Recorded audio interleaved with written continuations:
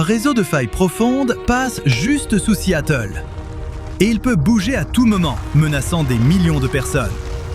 Les conséquences pourraient être aussi catastrophiques que par le passé, quand un séisme dévastateur a soulevé le fond marin, effondré les côtes et déclenché un tsunami massif. C'est arrivé durant l'hiver de l'an 923. Un puissant séisme a frappé ce qui est aujourd'hui la région de Seattle. Il a atteint une magnitude d'environ 7,5 et l'impact a été terrifiant. Le sol n'a pas simplement tremblé violemment, il s'est déplacé. Les côtes se sont effondrées, des parties du fond marin se sont soulevées et un tsunami a balayé le Puget Sound, inondant les zones côtières. Cet événement provenait de la zone de faille de Seattle.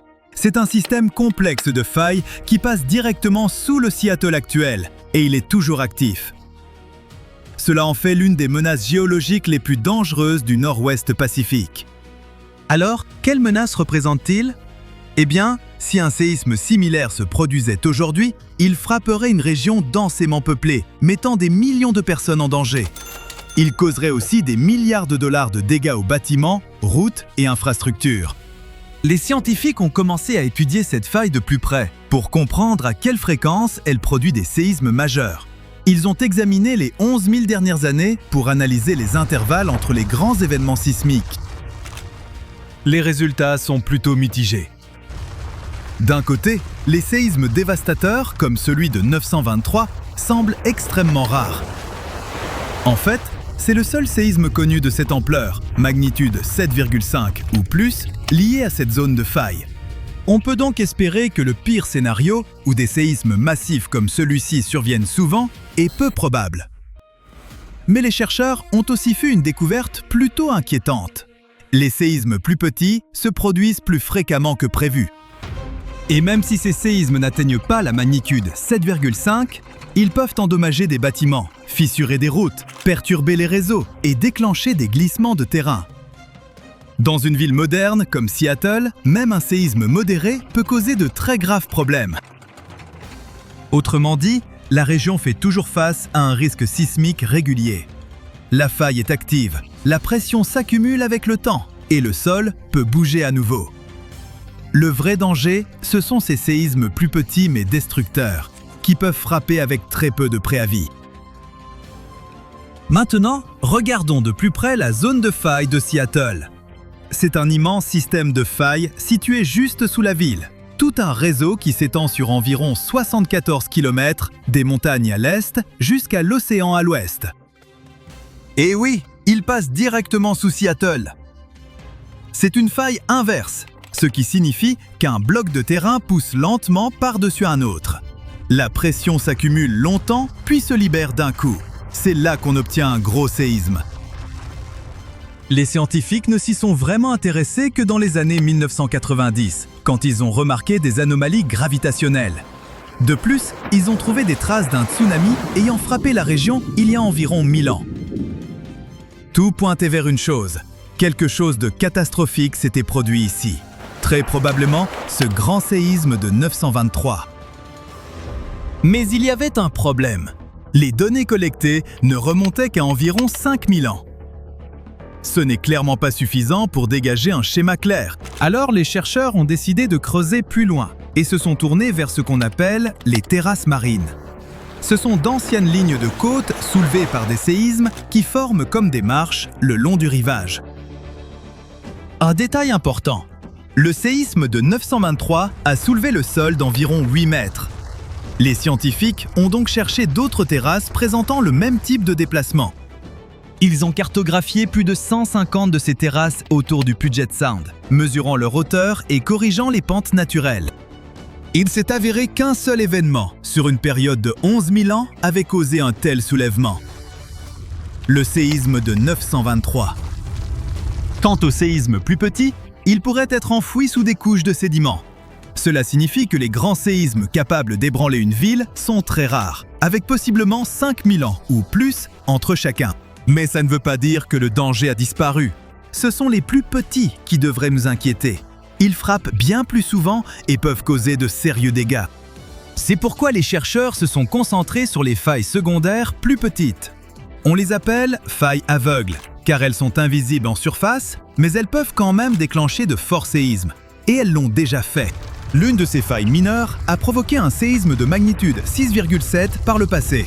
C'est assez puissant pour endommager des bâtiments, fissurer des routes et détériorer des infrastructures. L'équipe a donc réuni tout un arsenal d'outils. Relevés magnétiques, travail de terrain, cartes lidar. Ils ont même creusé des tranchées le long des failles et utilisé des méthodes de datation pour déterminer quand les séismes passés s'étaient produits. Au final, ils ont découvert 3 séismes supplémentaires. L'un s'est produit il y a environ 11 000 ans. Un autre a frappé au début des années 1800. C'est un écart considérable, mais ça prouve que ces failles secondaires sont actives depuis longtemps. Mais le plus inquiétant, c'est que ces séismes ne coïncidaient pas avec des mouvements sur la faille principale. Cela signifie que les failles secondaires peuvent se rompre seules.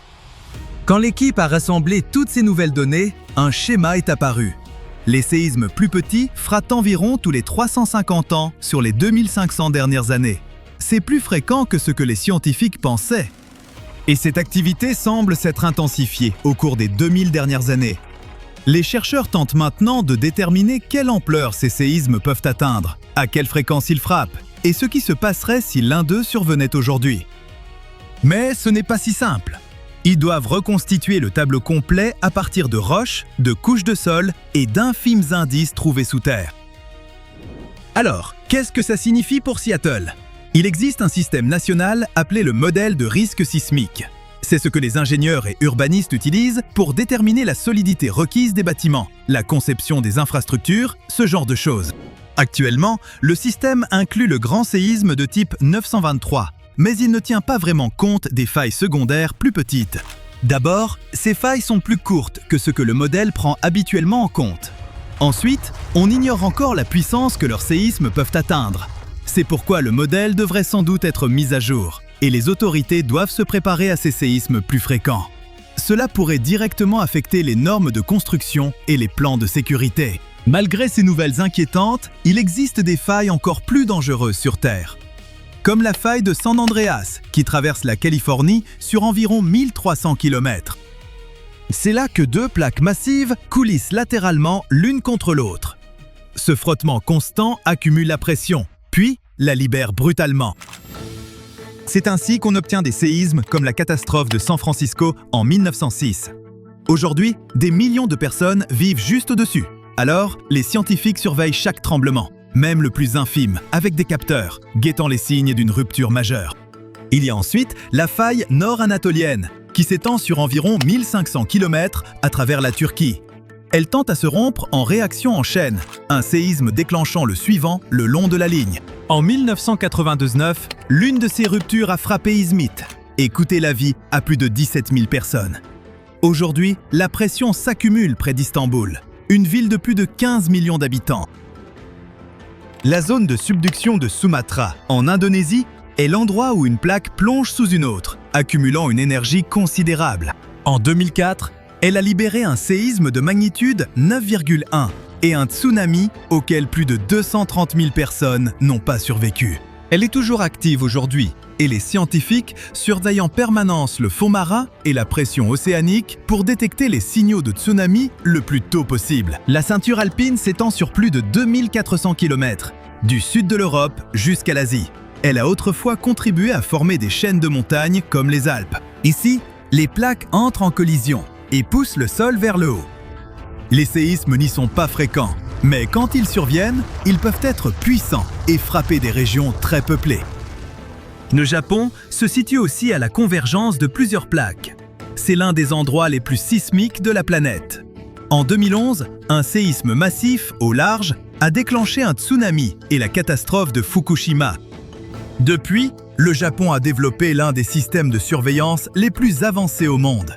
Des milliers de capteurs suivent les mouvements du sol en temps réel pour émettre des alertes en quelques secondes.